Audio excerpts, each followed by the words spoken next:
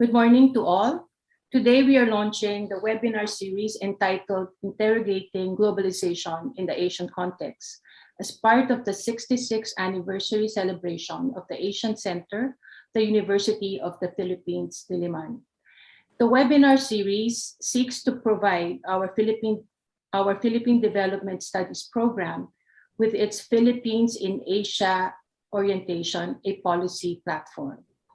With this series, we will feature international and comparative political economy analysis on development issues arising from the existential crisis, mainly triggered or due to the vagaries of a rapidly globalizing world, whether financial or other economic shocks or cross-border environmental, health, or geopolitical crisis. Through this morning's lecture and succeeding webinars, we hope to highlight emerging policies and practices that could contribute to rebuilding the Philippine and other developing countries and societies on more equitable and sustainable foundations. With this brief introduction, let's now proceed to our program. To formally open our webinar, we are fortunate to have with us the Vice President for Academic Affairs of the University of the Philippines, Dr. Cynthia Bautista. Vice President Bautista is a professor of sociology and former dean of UP Diliman's College of Social Sciences and Philosophy. She served on the advisory or governing boards of the Philippine Institute of Development Studies, Philippine Social Science Council, Human Development Network, Asian Scholarship Foundation, and the NUS Asian Research Institute. Dr. Bautista obtained her BA degree in sociology from UP Diliman, magna cum laude, and later earned her MS and PhD degrees in sociology at the University of Wisconsin-Madison. May I call on Vice President Bautista to give the opening remarks. Thank you, Tonette. Our distinguished lecturer, Jayati Ghosh, and equally distinguished discussants, Nen Santa Ana and Butch Montes, Chancellor Fidel Nimenzo, Dean June Sevilla, colleagues and friends in Asian Center. A pleasant evening for those on the other side of the globe, and good morning to those on the Asian side. On behalf of the University of the Philippines, it is my honor and pleasure to welcome you to this webinar that interrogates globalization in the Asian context. This forum, as Tonette mentioned earlier, this forum inaugurates the Asian Center's webinar series. The series aims to promote innovative thinking and policy reforms to address pressing issues confronting the Philippines and other developing countries from the Asian perspective. Throughout history, Asia has been a source of new paradigms, processes, and practices that had at historic moments challenged orthodox development theories. In the post-war era, the classic East Asia development model that promoted growth with equity became the proverbial North Star for other developing countries, aspiring to catch up with industrialized countries. These distinct development patterns that arose from the experiences of Japan and newly industrializing countries in East Asia, but also other sub-regions, have provided the empirical data that have enriched the study of development economics and political economy. Asia is also home to a wide range of alternative development models, transformative leaders, and organizations that have provided new processes, ideas, social, and technical technologies, which, while leveraging the technological developments of the global networks, focus on addressing from the ground poverty, inequality, and environmental degradation, intractable problems in our part of the world that are among globalization's discontent. This webinar series seeks to shine a light on the store of knowledge derived from the diversity of Asian experiences, not only in economic and social development, but also in politics and governance, culture, and social movements. What are the theories, policy options, and empirical lessons that we can tap and build on to help the Philippines and other developing countries break from the present trajectory of high growth, yet rising inequality, polarizing politics, and environmentally damaging industry and consumption practices? These are among the questions that the series intends to raise or further discuss. What would account for the differential impact of the COVID-19 pandemic on different Southeast Asian countries? What can we learn from the different countries' responses to health and economic crisis? By way of answering some of these questions or raising more questions that they trigger, the series aims to invite leading Asian scholars, development practitioners, and policy innovators that could speak to critical development, governance, and sociocultural issues and discuss bold policies, breakthrough citizens' initiatives, and social and technological innovations. The Asian Center initiatives takes off from the University of the Philippines' resolve and commitment to strengthen the Asian studies programs offered in the different campuses. By offering opportunities for us to learn from and discuss ideas with distinguished colleagues and experts, we are able to gain broader understanding of challenges confronting the Philippines, as well as appreciate how we can contribute to knowledge in Asia. We also can learn more about ourselves when we discern similarities and differences of our experiences with those of our neighbors. In the process, we're also better able to define our national interests and distinct contributions to the Asian community. Thank you. I wish you a productive and intellectually stimulating webinar. Good morning and good evening, and welcome once again. Thank you. Thank you, Vice President Bautista, for your support for the webinar series and also for the Asian Center in Asian Studies at the UP. And now to the main event, featuring our distinguished lecturer, Dr. Jayati Ghosh, professor at the Department of Economics, University of Massachusetts, Amherst. Dr. Ghosh is a member of the United Nations High-Level Advisory Board on Economic and Social Affairs, as well as the World Health Organization's Council on the Economics of Health for All, International Commission for Reform for International Corporate Taxation, Commission for Global Economic Transformation, Institute for New Economic Thinking New York, and the board of the International Association for Feminist Economics. She is the Executive Secretary General of the International Development Economics Associates, which promotes heterodox economics studies and perspectives. Dr. Ghosh, who taught at the Jawaharlal Nehru University, New Delhi, for about 35 years, has written extensively on macroeconomic policies, labor, gender, and development, social policy, and development issues.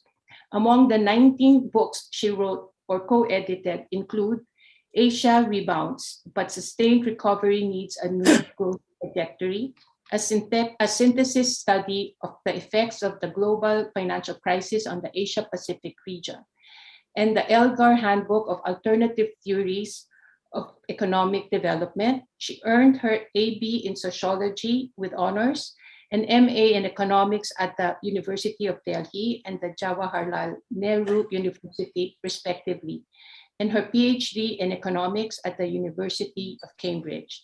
It is my honor to call on Dr. Jayati Ghosh to give her public lecture. Thank you very much, Antoinette, and thank you all for inviting me. It's a great pleasure to be here. And I'm, without further ado, I'm just going to share my screen so that we can get on with the lecture. Here we go. And let me see now. I can begin with the slideshow. The current slide. Yes, here we go. So I'm going to talk about the Asian globalization phenomenon, specifically with reference to the idea of emerging markets. I think many of us have heard this term all the time, but it's generally seen as a very good thing.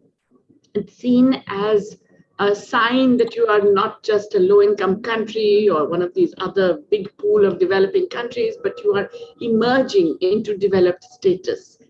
But when we think about it, it's actually a bit more complicated. And so I'm really going to talk about that. Now, it's fairly clear, especially when you look at it from outside, that developing Asia is the success story of globalization.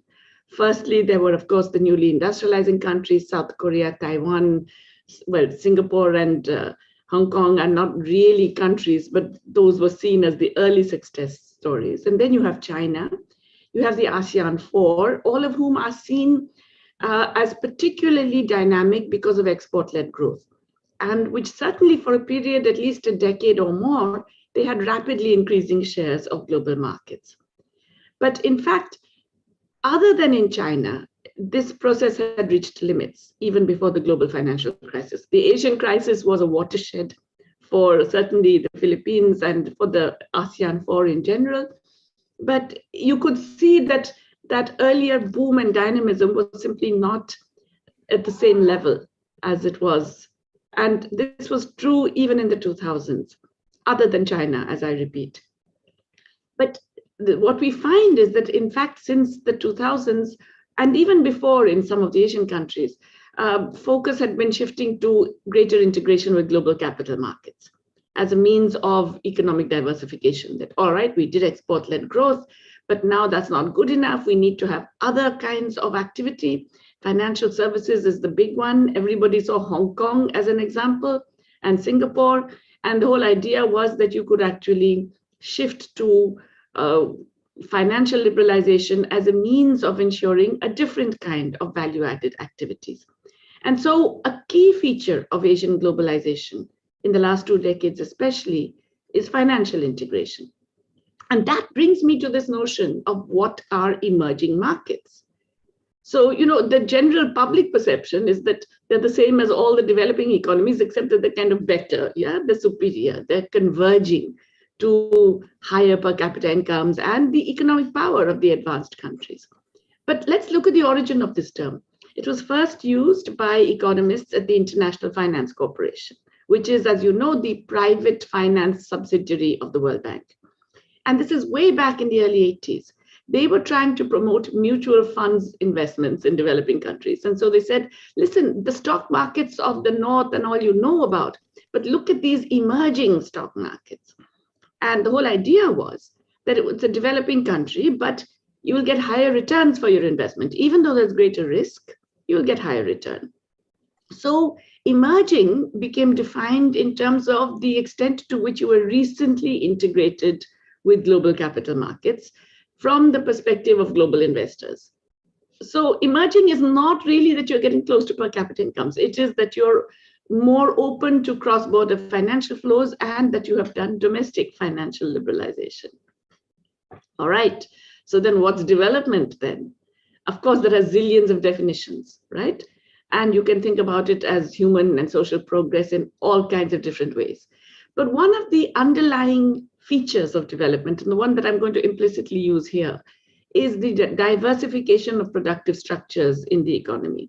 That you move from less value-added activities in agriculture, in basic services, and so on, to more high value-added activities in services, in modern industry. So essentially, development is productive transformation. And South Korea, which I have given you the graph of here, is a classic example of this. I'm sorry, all the colors, I've just realized they're all different shades of green, which is a bit difficult, but the sort of right-hand upward thing is the per capita income. And as you can see, that's shooting up, except for that little bump during the Asian crisis. The share of agriculture in employment is the one that goes down from about 64% all the way down to 10% over this period between early 1960s and mid-2000s. The share of agriculture in GDP also falls from about 34%, from about 34% to about 8%. Meanwhile, you find that the share of manufacturing GDP keeps rising throughout this period. Okay, so you're moving from agriculture to manufacturing. The manufacturing share of employment rises continuously till the early 1990s and then declines, as you can see. But that's why, that's because manufacturing is also becoming more productive. Labor productivity in manufacturing is rising. So there's that gap between the share in GDP and the share in employment. And that excess labor is then absorbed by services. And that, if you like, is the typical rich country pattern. I think it's fair to say that South Korea, the structural transformation has been achieved, it's over. In that sense, the development project is over in South Korea. Now, what I'm going to argue is that being a developing economy and an emerging economy, They're usually seen as complementary or, going together. I'm going to suggest that no, they're not. It could actually be contradictory and even antagonistic. And that's because the nature of financial globalization is such that some of the features of integrating with global capital markets could actually go against you in your development project. And I believe that we have many examples of that in Asia. Perhaps you could think about the implications for the Philippines as well. So one classic example is Malaysia, which is again seen as a success story, okay? So here are the bars on the left. In the left chart, the gray bars are the GDP growth figures. And as you can see, they were much, much higher, especially in the 1990s, than they were thereafter. And one of the big reasons for that is that investment rates plummeted after the Asian financial crisis. And you can see it's a very, very sharp decline, right? That's the blue line, which is collapsing as a share of GDP. And it goes from about 44% to lower than 20% in its really tough phase, but around 22% thereafter. However, savings rates don't fall as much, right? As you can see, savings rates were going up along with investment rates pre the Asian crisis. And mostly it was domestic savings financing domestic investment to a large extent. The Asian crisis marks a major watershed. Savings rates come down, but nowhere near as much as investment rates. And they still remain very high. By most global standards, savings rates above 35% are pretty high. So that gap is capital export. This is what Ben Bernanke described way back as a savings glut. He says all these Asian economies have a savings glut, and that's why they're sending all this money to the US. Well, from this chart, it's not a savings glut, it's an investment famine. It's really that investment has fallen so dramatically in a country where structural transformation is not complete. And to show that, let's look at the right-hand chart, which is the industry share in value added. That's the blue line. And as you can see, it was going up. And then from the mid 2000s, it starts falling and it's way back down to the level of the 1980s. More than that, the manufacturing share falls quite sharply from, again, about the early 2000s onwards. And the industry share in employment also first stagnates and then falls. In other words, well before you get to the South Asia levels, you're experiencing a decline in both the share of industry and manufacturing in the GDP and industry's share of employment. So in a sense, the structural change was stalled in Malaysia. And I'm going to argue that it was related to the pattern of financial integration. You find a similar story in Indonesia, not as dramatic, but nonetheless quite sharp. So you find, once again, the Asian crisis is a watershed, growth rates plummet, but so do savings and investment rates. And if you look at the first decade after the Asian crisis, you find that, once again, there's a big gap between domestic savings rates and domestic investment rates, right? They stay much, much lower. Investment rates in particular, look at the first decade after the financial crisis. Investment rates stay much lower, like 10 percentage points lower than they were pre-crisis. Savings rates recover to pre-crisis levels. They're volatile, but they recover. And it's only after the global financial crisis that you get a bit of a recovery in both. So there is another decade in which you have the so-called savings glut, in which capital is being exported to the United States and other rich countries. And once again, you find that there is a structural change, shall we say, stalling, yeah? That you get manufacturing. Let's look at the orange line. Manufacturing share of employment was going up consistently, then stagnates in the 2000s and falls in after 2009-10. Okay. So once again, you find that there has been a somewhat degree of stalling of the structural change. This is expressed also very sharply. I haven't shown that graph here in the exports of Indonesia, which were earlier dominantly primary. Then over the phase of the big increase in manufacturing and export-led employment, became dominantly manufactured exports, and now are back to being dominantly primary. So just the trade pattern suggests that there was a stalling. Now, all of this, I think, reflects the fact the global financial markets have played an important role. So what's wrong with them? Well, first of all financial markets, we know they are imperfect. They're characterized by very strong herd instinct and contagion because information is imperfect, information is asymmetric. Some people know what others don't. Everyone's looking for signals. And so you just follow. If George Soros does something, you say, oh my God, he must know more than we do. So everybody follows and so on. And we also know that they're very responsive to forces that are outside the control of most developing countries. If the US raises interest rates, we all face an outflow. If there is a pandemic, even when it hasn't hit our region, there will be a capital outflow and so on. So, there are all kinds of things that impact on our capital flows, which are not in our control.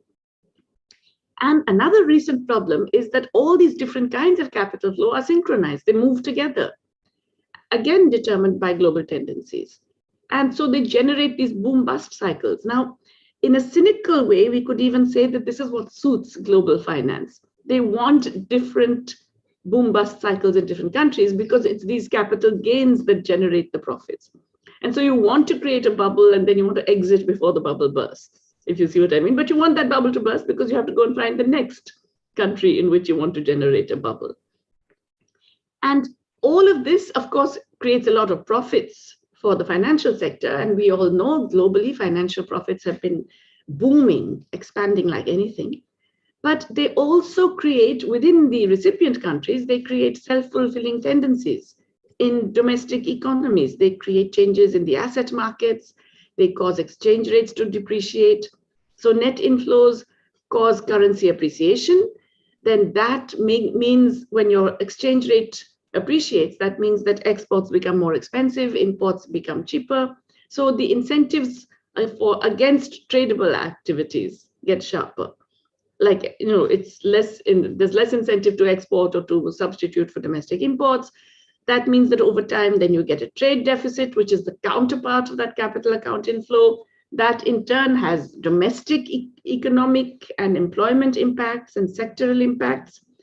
And of course, eventually they cause a crisis. At some point, because you're still a developing country, because you're still emerging and seen as high risk, that trade deficit, that current account deficit will be seen as a problem, and anything then can cause an outflow. Even nothing happening in your own country, but something happening in a neighbor country. And the other thing that happens is that because now governments are so frightened of capital movements, they are afraid to act countercyclically, even when there are downswings. I think the Asian economic crisis showed all of us that these so-called miracle economies are not immune to the impact of financial liberalization, and you can get crises. I've already talked about the fact that there was a major setback to that miracle. And, more than a decade after, in fact, now it's 2 decades after that crisis, more than 2 decades, the affected economies have not recovered that pre-crisis dynamism. So what do we find? We find that when you get a currency crisis or a financial crisis, it's not just a crisis that happens for a couple of years. It has long-run impacts on the economy. Of course, it's devastating immediately, but it affects the subsequent growth trajectory. Immediately, you get bankruptcies, you get severe decline, you get impacts on employment, living standards fall. And I don't have to tell you about what happens when you adopt conventional IMF stabilization strategies, because Philippines and Pakistan, I regret to say, have the unfortunate distinction of being the 2 countries in Asia that have been almost continuously under IMF programs and surveillance for the last 4 decades. And then, of course, because asset prices collapse, housing, stock market, everything in the crisis, then you get all the foreign capital inflow that buys assets on the cheap. So we found this certainly in Korea, we found it in Malaysia, we found it in Indonesia, that there's a major transfer of assets from domestic to foreign companies. And it's the companies dealing in the real economy and it's companies dealing in finance as well, financial companies, banks as well, lots of purchase by foreigners. And as I mentioned, governments become really sensitive.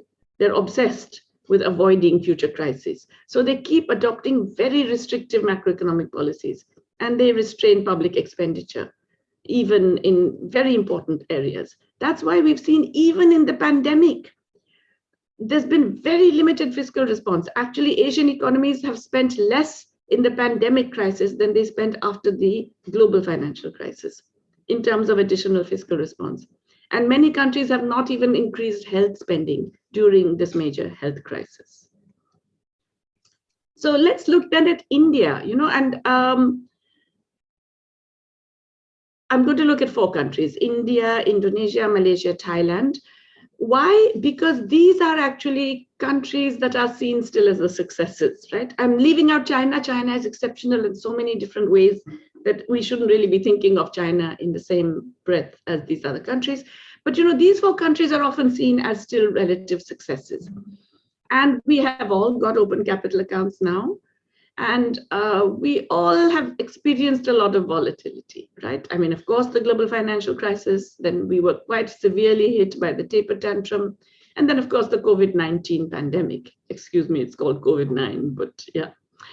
And as I've seen, the Asian crisis was a watershed. What happened after that? Even like Malaysia and Indonesia had open capital accounts even before, but they actually did further financial liberalization.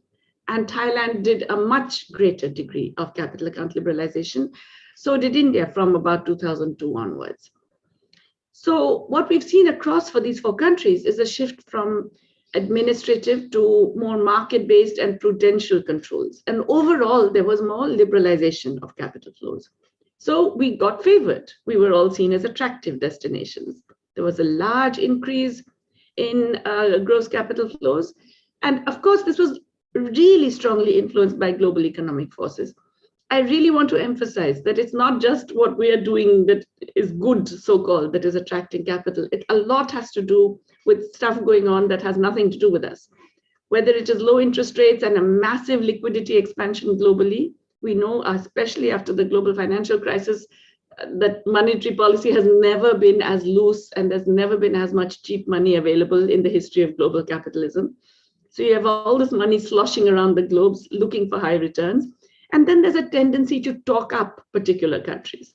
It usually happens when your finance minister gets on the cover of Business Week or Money or something as the best finance minister in Asia or in the world, where suddenly the Economist in London and Financial Times are writing about how the prospects are really good in your economy. And so you get a flood of money coming in.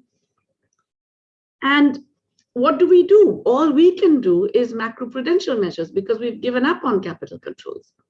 And a lot of these macroprudential measures are basically focused on exchange rate management or containing domestic asset prices, let's say in housing, in real estate, or in some stock markets and things, and making sure your banks are resilient, okay? Now, was this effective? And did these 4 countries anyway actually benefit from this capital account liberalization? So let's look at it in let's look at the situation in Thailand and Malaysia. So as you can see, gross inflows, which is the total increase in liabilities, this is from the IMF Balance of Payments Manual. So the blue bars are the total capital inflows. But what's really fascinating is look at the total capital outflows, that's the orange bars. They're going up just as much. So your net inflows are really quite minor. In fact, they're less in the last 2 years, pre-pandemic, than they were way back in 2000, when you were not seen as a major recipient. So at one level, you've become a massive new recipient of inflows, but you're also sending a lot of money out. So your assets, which is your outflows, are also going up massively. So your net inflow, what you supposedly can use for development, is actually quite small. And you find a similar case in Malaysia. Sorry, this chart for some reason is smaller than the other one. But Malaysia is even more striking because in some periods, the outflows are greater than the inflows, especially if you look at 2015, 2016, outflows are more than inflows. And even in the other years, it's very little. The inflows are actually a tiny amount more than the outflows. Okay, so you're not really getting much net capital inflow in. You were getting more earlier, as I said, in the beginning of the 2000s.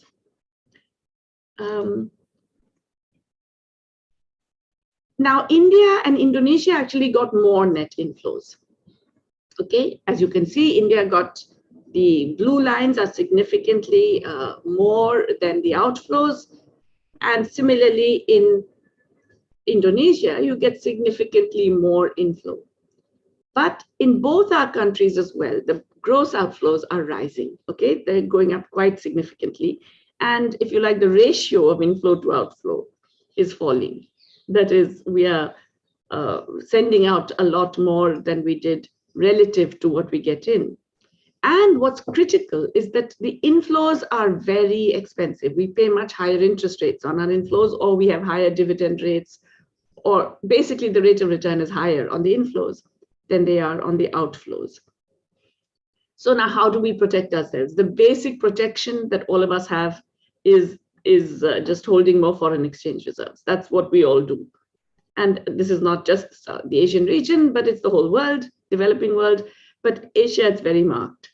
So as you can see, we've all gone crazy holding inflows. Now, this thing is outdated. In India now, this is showing 440 billion. By now, it's 680 billion. We have actually added to our foreign exchange reserves during the pandemic. That's the kind of crazy macroeconomic policy we are supporting. But as you can see, the total foreign exchange reserves, which is much higher as a share of GDP, has gone up in all these countries. And it's especially gone up after the global financial crisis. Once again, 2008 onwards, you find this massive increase in holding foreign exchange reserves.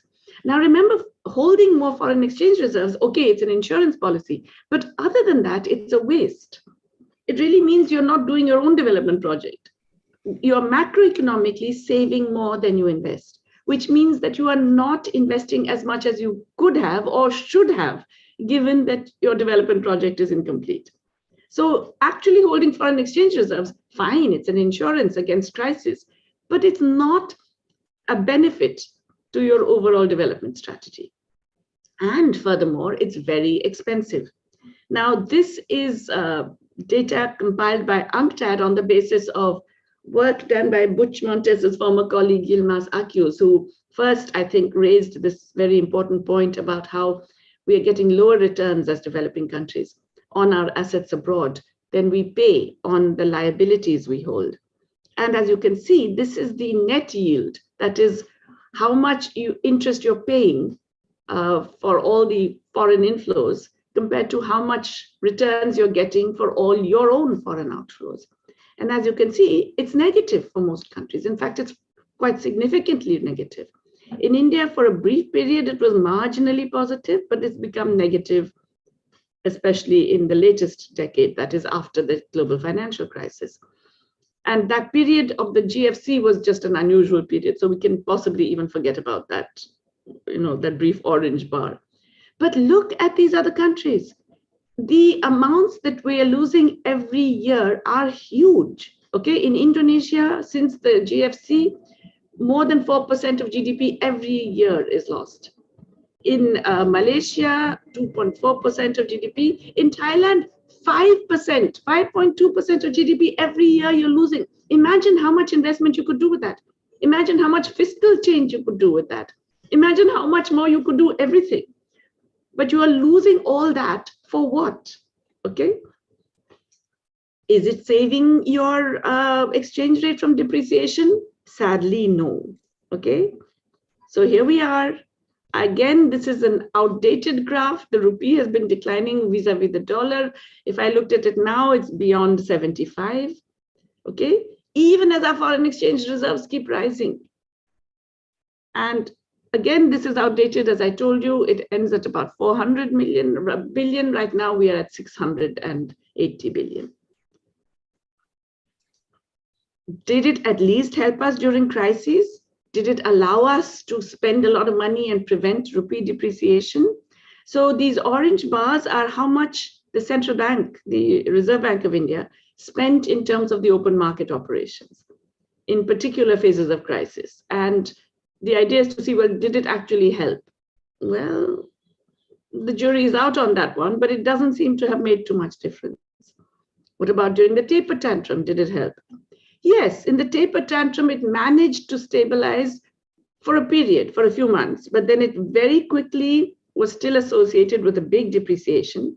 But here's the thing, after that, the RBI began selling dollars. Why? Because it then wanted to prevent a further appreciation, which is bizarre, right? In that period, then you're hoping you can somehow export more, so you don't mind this continuous depreciation. So it turns out that we are more effective when we actually try and prevent appreciation than when we try and prevent depreciation.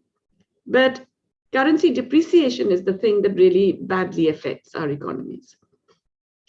In Indonesia, they tried other things. They tried to do these prudential controls that, limit what offshore markets can do, how much Indonesians can do rupiah transfers to non-residents, how much derivative transactions you can do.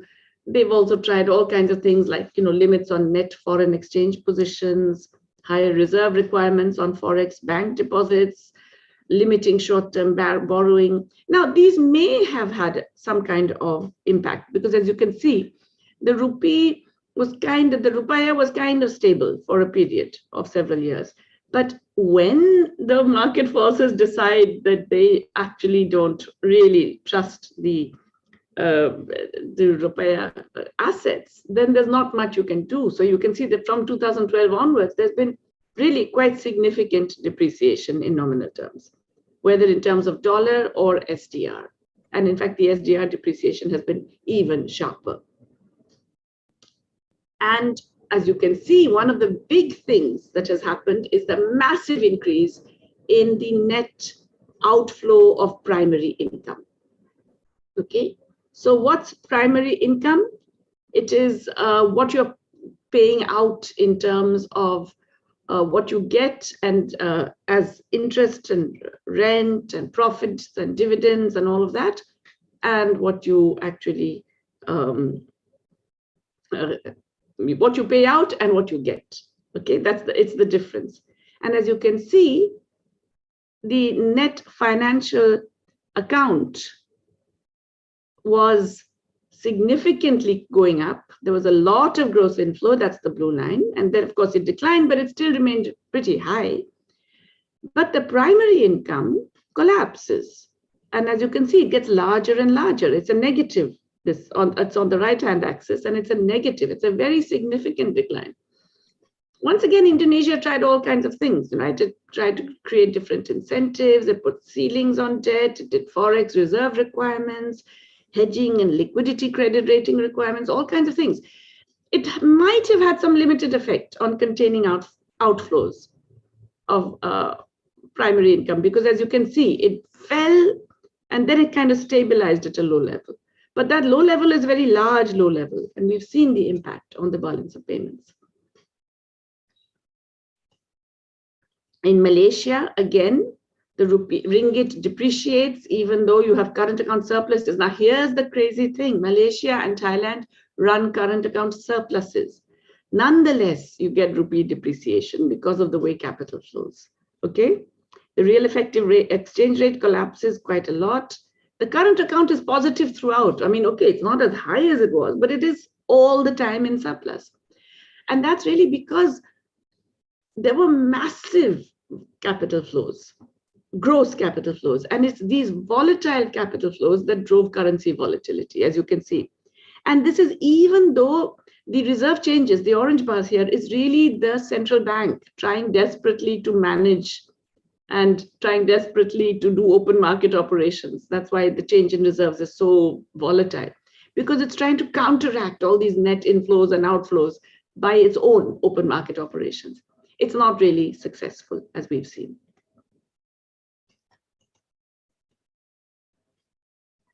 And in Thailand, it's the opposite problem. Now remember, Thailand has a current account surplus and a capital account surplus. Okay, it's got both. So it's trying to prevent an appreciation. So in India, we were okay in preventing appreciation. We were no good in preventing depreciation.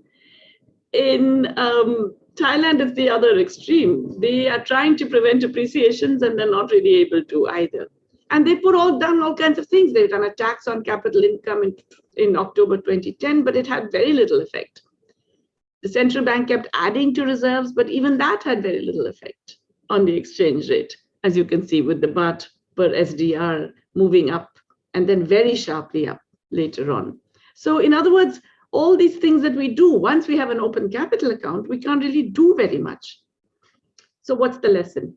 The lesson is that deregulation of capital flows is associated with higher volatility, financial instability, and now even external debt vulnerability in private bond markets. What I didn't mention is that a lot of this inflow is now in private bonds, which it wasn't in the past. And this is a whole different ballgame, from sovereign debt to sovereign lenders or banks, and private debt to private bondholders. It's a whole different ballgame with really many, many different implications for regulatory action. But we've done all of that without getting better economic performance. And now we have a tendency to kind of overestimate the resilience of the financial system. Across the region, we are allowing a lot more risk-taking. We have got looser underwriting standards, and let's face it, assets are overvalued. There is a lot of correction. Market correction is waiting to happen. Some of it is happening already right now in the last couple of weeks, as stock markets finally realize the implications of the pandemic and the continuing lack of vaccination, but it's not done. And of course, the problem is that external rating agencies are extremely pro-cyclical. They follow trends, they make them worse, they amplify them. And then when you try and do macro-prudential moves in response, then the rating agencies come back at you with a further downgrade. All of this means that exchange rate market, the management is now really complicated. And as I just shown you, you don't achieve the goals either with open market operations of central banks or specific prudential measures. But what's worst of all is that all this open capital account hasn't actually encouraged more domestic investment. Instead, it's given us more capital outflows. So what's the problem then? The problem is that open capital accounts create all kinds of contradictions, and they cannot be resolved by macroprudential controls. Macroprudential controls can do some things. They can reduce systemic fragility, and they can reduce the buildup of speculative bubbles in some sectors like real estate. But even that, it's limited. It works for a while, it doesn't work beyond a few months or maybe a year at most. But these controls cannot provide a route out of that really costly self-insurance that I told you about in foreign exchange reserves. They can't prevent losses to the economy because of these different rates of return on external assets and liabilities. They can't ensure that large gross capital inflows will translate into large net inflows, which will then translate into increased domestic investment. No, they cannot. They can't even ensure that you get investment in the sectors that you want to promote. And they cannot get governments out of that fear of financial market responses, which has limited the ability to undertake fiscal measures for economic recovery, even during crises, even during downswings. And this has been very evident during this current pandemic crisis. There are really stark differences in fiscal support across the advanced countries and the rest of the world. If you look at all the additional spending of since January 2020 and until March 2021, this should be July 2021. The IMF estimates that this is nearly $11 trillion, but 80% of that was just 10 rich countries, and more than half is just the US, okay? As actually Asian governments, we've been really prudent, alarmingly prudent. The Indian government increased its own expenditure by only 6%. Can you imagine? That's nothing. So as a share of GDP, it went up by less than 1%. We've done less than we did after the global financial crisis. And this means that our own economic recovery is delayed or reduced or even subverted. What's worse is that even when we're not constrained by sovereign debt concerns and IMF conditionalities, because we're so worried about capital flight and credit rating downgrades, we are always scared of doing any aggressive fiscal measures. So the advanced countries have gone to town, spending anywhere between 5 to 30% of GDP additionally. And we are terrified of spending even 1% more. And as a result, we're also so integrated now in global capital markets that we are constantly facing potentially huge changes. And as I mentioned, the bond markets, which are supposed to be long-term, are actually the opposite of long-term. They're very short-term, and they have added a further element of uncertainty and instability, volatility. So the problem is that the more you try and be disciplined and responsible fiscally and all of that, the worse you make the economic outlook. And that in turn means that global capital is less interested in you. And that in turn affects your capital inflows. So the advanced economies are spending a lot more. They're going to recover faster, even with new waves. We, meanwhile, will still be struggling, and that will also affect capital flows. Finally, therefore, and this is the final, macroprudential controls are very poor substitutes for more direct controls on ownership and domestic financial assets and everything. So what do we have to do? We have to actually rein in capital. We have to have a more hands-on approach to capital flows. We should stop thinking of capital account integration as a sign of development. We should stop thinking of being emerging as a better thing. We really need more financial regulation, not more deregulation. And we need more and effective forms of regulation. And we need to change the ownership patterns and the regulatory structures for financial markets. I'm sorry I've gone on possibly for too long, but let me stop here. Thank you so much, Dr. Ghosh, for that really incisive discussion on the financial, the implications of financial liberalization. So just to give like a very short and unfortunately, I don't think I would be able to do justice to the really rich discussion that we just had, but I had like identified like 5 points.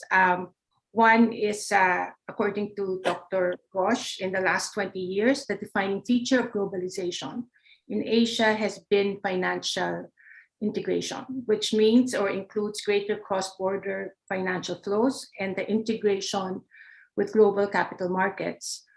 Dr. Ghosh also distinguished between developing economies and emerging markets. Development referring to the productive transformation, while emerging, on the other hand, is associated with greater financial liberalization. The other statement that analysis that Dr. Ghosh made was, of course, the greatest economic risks today largely comes from the volatility of global financial markets. I'd also like to include her findings that, in a sense, in terms of the COVID-19 pandemic, and the responses of developing countries or developing governments of developing countries, there is much inequality, and mainly because of the smaller level of fiscal support that governments are investing in the economic recovery, which in fact goes against what we hear every day here in the Philippines. And like when fears of debt and fears of all sorts of overspending, Dr. Ghosh's input is actually counters what we hear in media and from our economic managers. And lastly, Dr. Ghosh also ended her lecture with very important recommendations, but I will only focus on one, which is the need for developing countries to have access to capital controls as a policy tool to maintain financial stability and respond to domestic conditions. So with that, I'd like to turn the floor over to, thank you so much again, Dr. Ghosh, for that very rich discussion.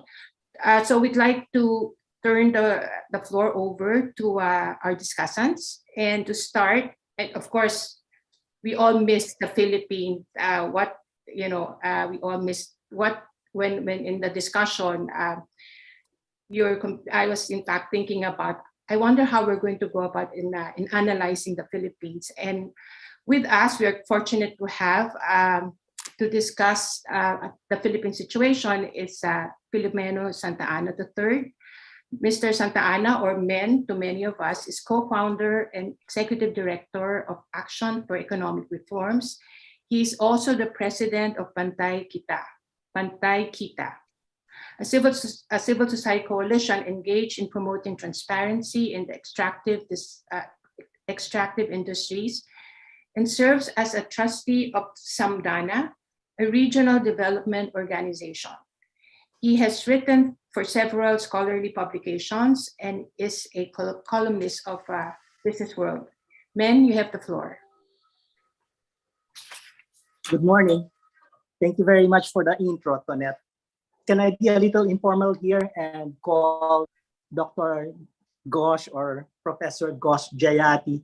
Anyhow, we are all friends here. And we do miss Jayati. I think the last time we saw you was 20 years ago.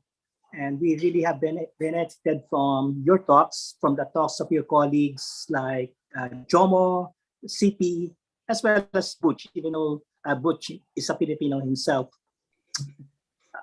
Let me begin with a short story. Look for it.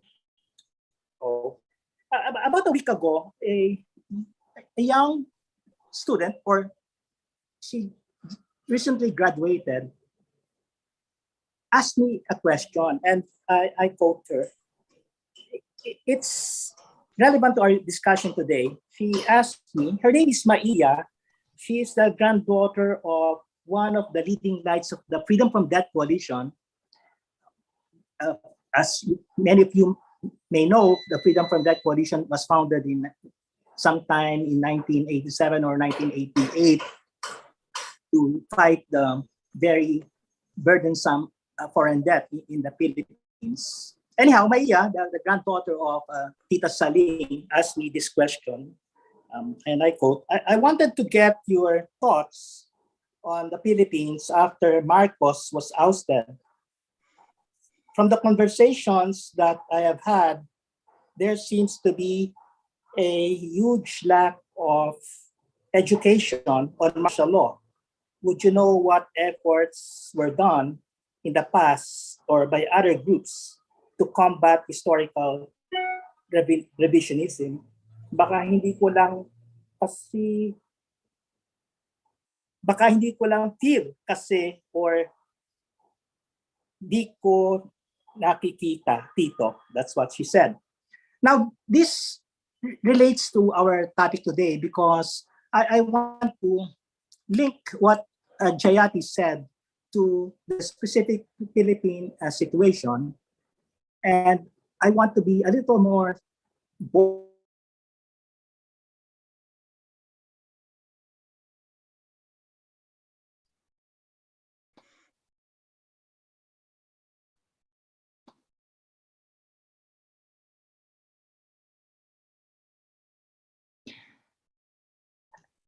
Is it just me or is Men frozen? I think there's a connectivity question. So, yeah. So maybe we can go while waiting for him to get back. Maybe if Men can turn off his video, maybe it'll be better. Just the sound. We can. Yeah, that's a good idea. Yeah. So, Butch, are you okay? Okay. So yeah. So Is he back? we would know. He actually He's logging in again. Yeah. So we will get in touch with him. Maybe call him, but we can proceed with Butch if you can give your. So let me just introduce Dr. Montes. So Dr. Manuel Butch Montes is senior advisor of the Society for International Development. He was permanent observer to the UN and senior advisor on finance and development at the South Center, chief at the Development Strategies branch of the UN Department of Economic and Social Affairs, and VP Regional Program Coordinator, Asia Pacific Trade and Investment Initiative on Colombo, Sri Lanka, Program Officer for International Economic Policy at the Ford Foundation in New York, Coordinator for Economics Studies at the East-West Center in Honolulu, and Associate Professor of Economics at the University of the Philippines. Dr. Montes has an AB in economics from the Ateneo de Manila and a PhD in economics from Stanford University. So, Butch, I turn the floor over to you. Okay. Thank you very much, Jayati and Antoinette. Thank you, Antoinette, for the generous introduction. I'm very happy and very honored to be invited to speak as part of the panel in this session with two comrades from the past, right? Who have been involved in a lot of these globalization struggles. Jayati's presentation and lecture is actually quite substantial, right? And it focuses on the region's strengths in greater integration with respect to global financial markets, right? And the lecture demonstrates with data that this recent focus has not been very positive, right? The structural development of these countries that she discusses have slowed down, and they have had numerous difficulties in exchange rate and international liabilities management. I find that this presentation is extremely valuable to a Southeast Asian audience and to a Philippine audience. Looking at it from the East Coast, I find that many policy professionals in my country, the Philippines, explain a lot of our country's poor performance compared to our neighbors from shortfalls from inadequate liberalization and too much state interference. And what the lecture has actually challenged us to think about is the question of how you would actually do it when other countries that, from my point of view, have been regulating their economies even more, have a hard time taking advantage of the opportunities that are available at the international level. And what the countries that she has specifically looked upon have undertaken self-insurance, expensive, and continuing their capital account openness. And it's very important that Jayati considers that the net inflows of this kind of policy are not necessarily positive. Now, in the Philippines, I think there's a continuing debate or a continuing debate actually over whether the Philippines should even liberalize its capital account more and liberalize its domestic financial sector even more, because we feel that we are being left behind. And the Jayati's analysis actually is an argument that perhaps a retreat from openness and liberalization might be potentially more productive than a continuing policy that has led to a lot of difficulties in the countries that we Filipinos consider very successful. I'm very sympathetic to the argument for capital deregulation. I've had occasion to argue this in its favor publicly. I have a forthcoming article commenting on the GFANS, which is the new formation called the Glasgow Financial Alliance on Net Zero that was launched by Mark Carney, former governor of the Bank of England, in COP26.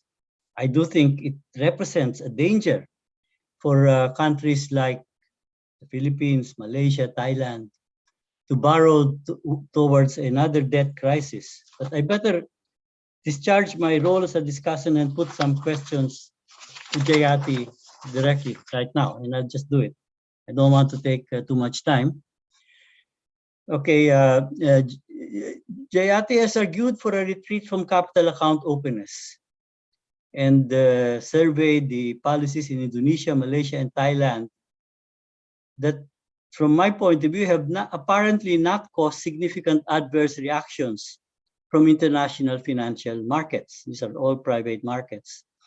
I remember attending a IIF discussion about 4 months ago, in which one of the possible things that was profitable was to short the Taiwan dollar and take a position on the Indonesian rupiah.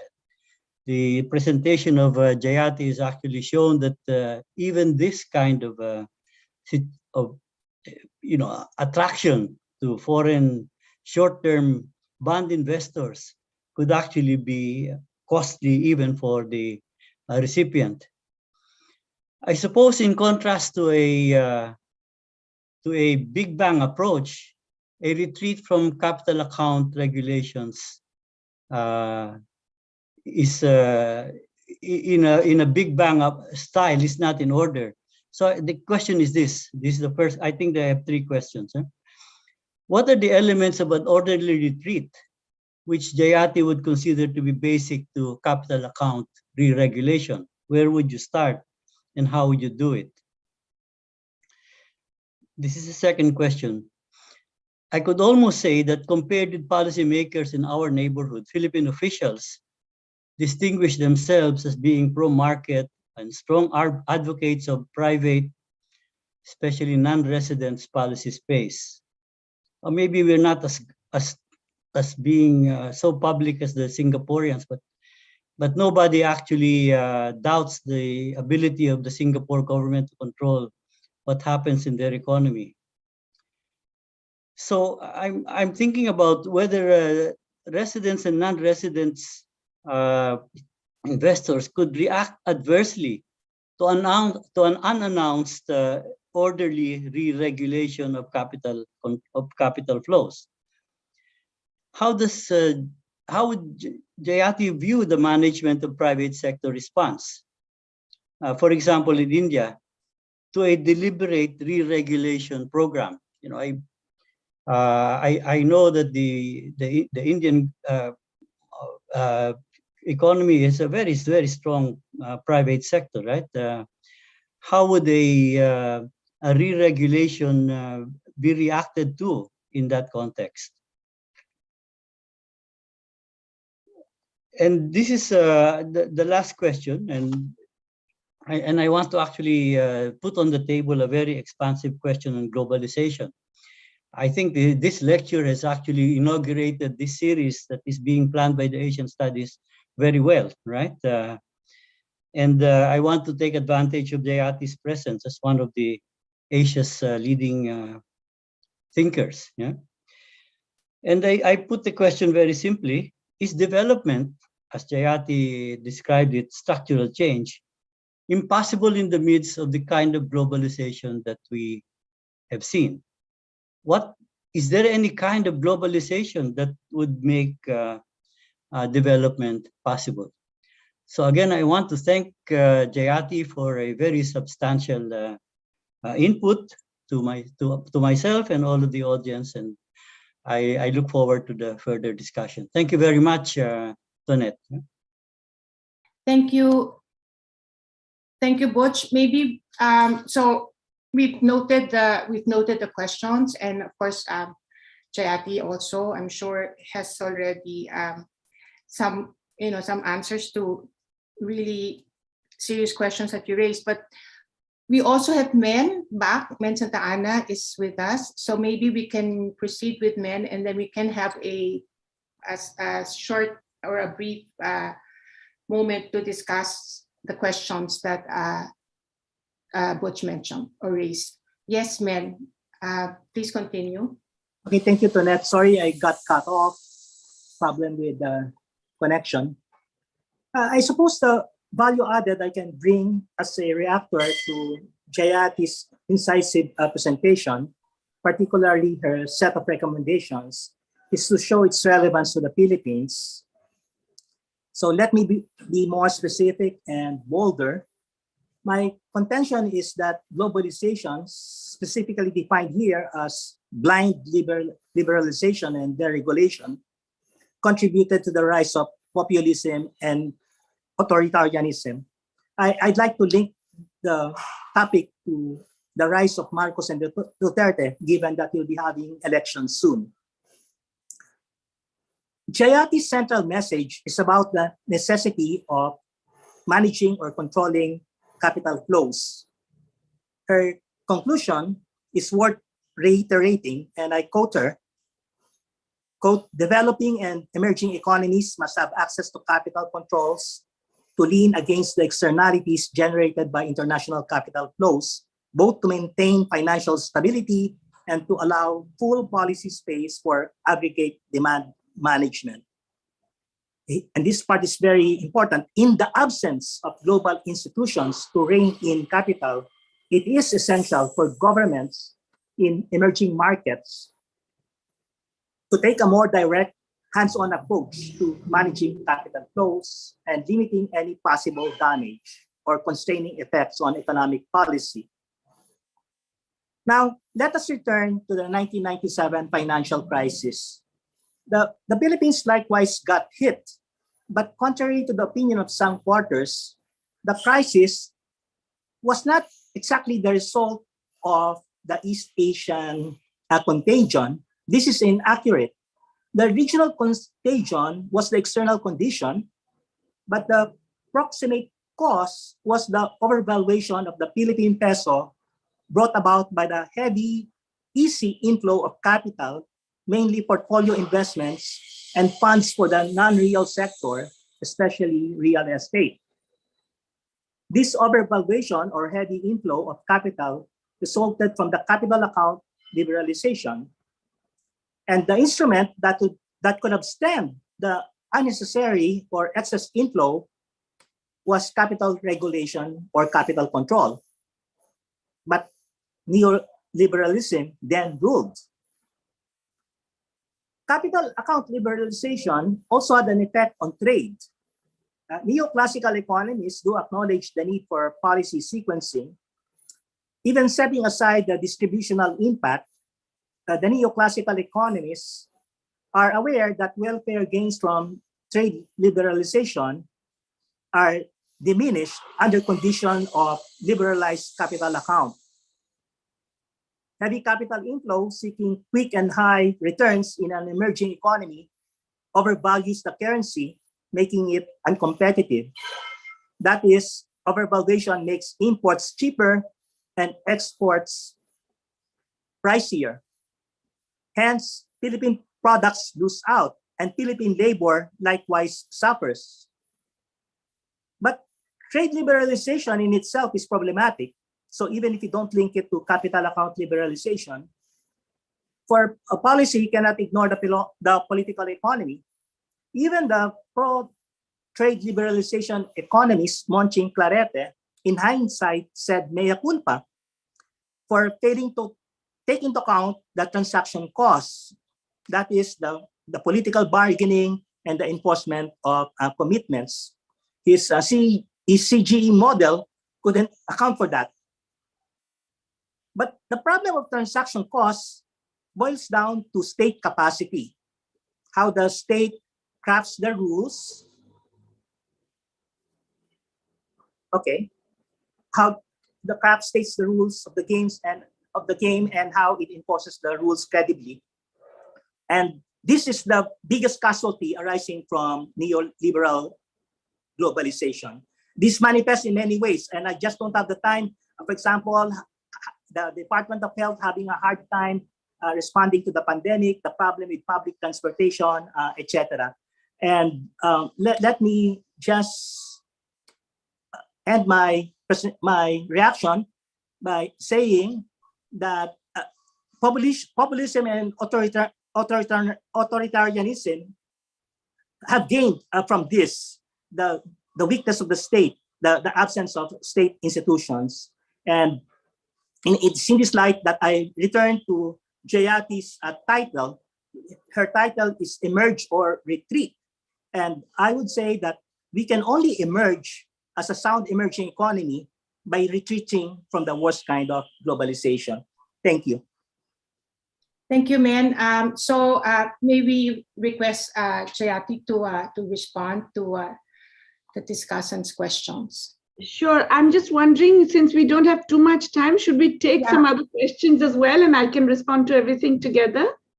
Okay. So if that, unfortunately, so we are actually running out of time. So we do have 11 questions in the Q&A box. And also we have 2 raised hands a while back, but let me go to some of the questions. Okay. For a moment. I can read the questions, but if you can, maybe the people with the raised hands can ask theirs and I can read the others and respond. Okay, so we had 2 a while back. I don't see them now. So maybe 2 raised hands. Anyone? Okay, so Jayati, because we did have we had a cluster of the questions. Let me just go over it. So from Professor Ed Tadem, Dr. Ed Tadem, his question is, from the viewpoint of food and human security, is it acceptable for agriculture to decline while manufacturing is on the rise? Why can't manufacturing go into improving local and indigenous agricultural technologies instead of concentrating on exports?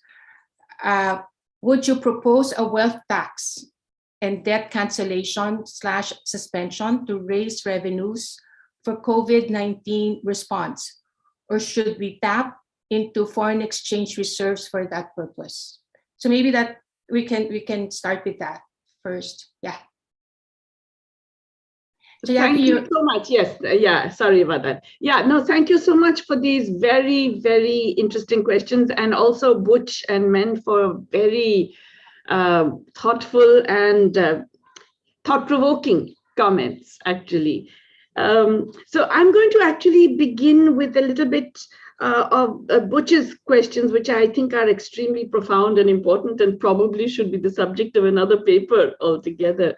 But I think it's really, Butch asked, what are the elements of an orderly retreat in capital account liberalization? What exactly would you do? And I'm going to link that with the second question, is that, okay, but then what about the response of investors, both resident and non-resident? And how do you deal with that? So I think a critical question is, what is orderly? And I think we have to recognize that given that you're already in the hornet's nest, as it were, nothing will be orderly. It cannot be orderly, because investors respond, right? They always get hectic and they always, they will give you a tough time. So I think there is no question that anything you do, even the most subtle and small one, will create responses, and asset markets will be affected. Okay, we will have to recognize that, yes, there will be a stock market collapse. Maybe not collapse, but certainly a decline. Certain stocks in particular will decline. Yes, there will be less gross capital inflow. Whether there will be net capital inflow is a different issue. So I think we have to recognize that, yes, it will look disorderly. Will it actually be disorderly for the real economy? That depends. And here, I haven't talked about China all this time, but look at what the Chinese are doing right now. They are doing a real imposition of capital controls again. And, no holds barred. They're saying to foreign investors, you can't do this, you can't do that, you have to get out of this sector, you have to prevent activities in the other sector, and you can't do Bitcoin, you can't do any digital currency. They are doing significant re-regulation of their financial markets. And of course, they're very unhappy, and everybody is jumping up and down in this, and some of the stocks are affected, but they're not bothering. And so I think the critical thing is, how much should you bother if asset markets are affected? Because we know 2 things. We know that the asset markets are overpriced right now in all of our economies because of those gross capital inflows. We know that those asset markets prices have very little relation to what's going on in the real economy.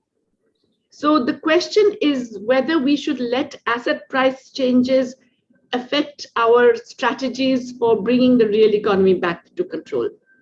I agree with you, it's politically difficult because there will be a lot of noise and there will be a lot of, but we can, I think, do this. I would begin by restricting outflows. That would be the first thing, because right now, as I've shown you, many of our economies, I suspect even the Philippines, there's a lot of outflow. So begin by restricting outflows, then change the terms on which inflows occur.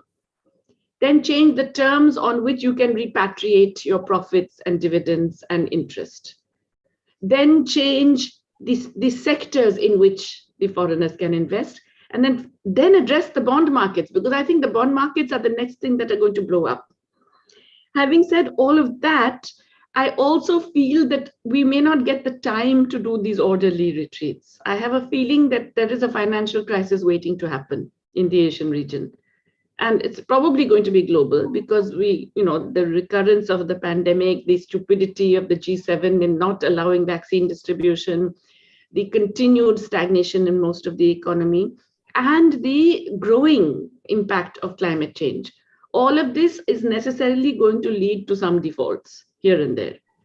And after that, all bets are off. Anything can happen. So for me, the orderly retreat would look like that. But I don't know whether we will even be given a chance for an orderly retreat, whether we're going to have a disorderly crisis thrown upon us. That brings me to your third question. Is it even possible in the current globalization? No, of course it's not. There's no question. And not only is it not possible, the advances we've made are going to be destroyed. In fact, they're already being destroyed. We've seen this. And I mean, in India, we're set back by more than a decade, for sure. In all kinds of categories: hunger, employment, children's education, everything. What kind of globalization would make development possible? Well, the ideal world would be one where there is global cooperation in terms of sharing technology. I think that's absolutely essential.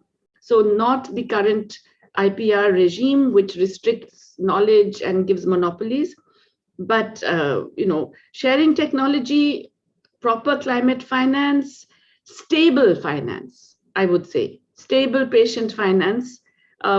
That's the kind of globalization that would make development possible. In the absence of that globalization, then deglobalization, as Walden keeps saying, is a better choice. If that one is not going to happen and we cannot affect the whole world, then we have to actually not look inward so much, but look regionally, I would say, and look for regional arrangements that would provide some of that stability. There's a good question. Is it necessary to have an agricultural decline? I don't think it's necessary to have a decline, and I do not intend to say that. In fact, Korea, for example, it shows a massive increase in agricultural incomes, okay, per capita income included, but a decline in the share of agricultural income.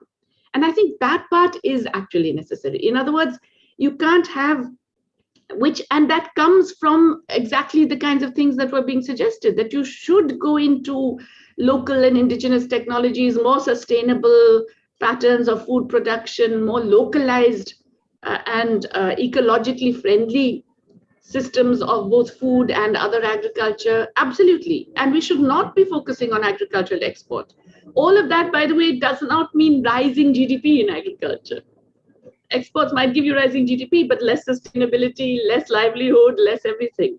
So I would say, yes, one of the ways in which you industrialize is by focusing on agricultural improvement. And that's absolutely critical. And that doesn't come through greater corporate control over agriculture or greater market orientation, but it comes from these systematic efforts into decentralized, local, small farmer-based, sustainable agricultural practices. Wealth tax, yes, I'm all for wealth tax.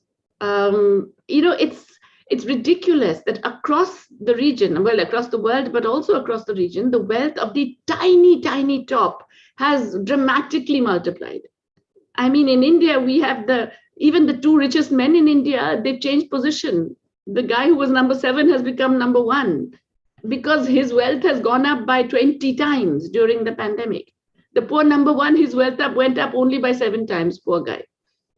But, it's the kind of wealth we're seeing, even a tiny, tiny percentage of wealth tax on very few people would generate huge amounts. I mean, in India, there was a calculation, the 965 top billionaires. So just 965 families, you tax them 4% of your wealth, which has gone up 25% during the pandemic.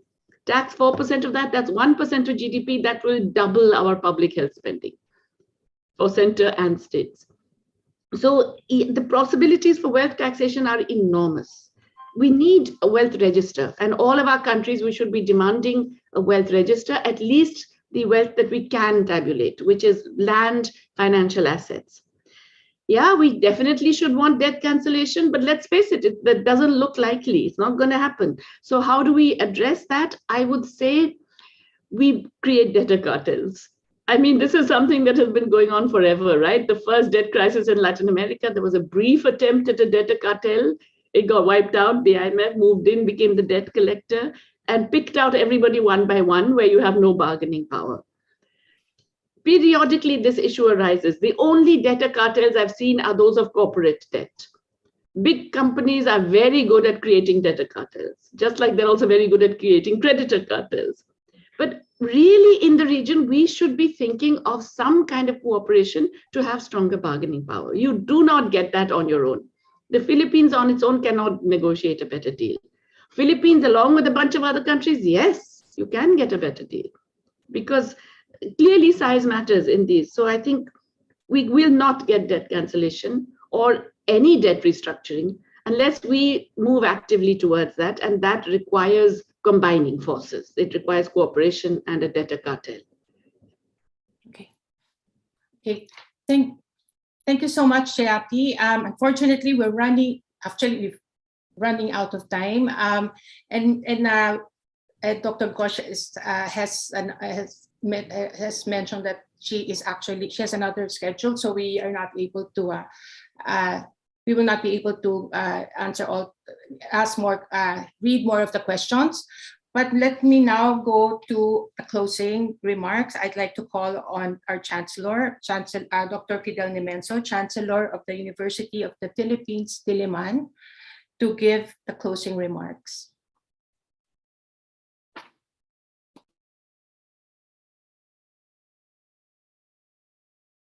Nat, can you hear me? Yes, we can hear you. Yeah.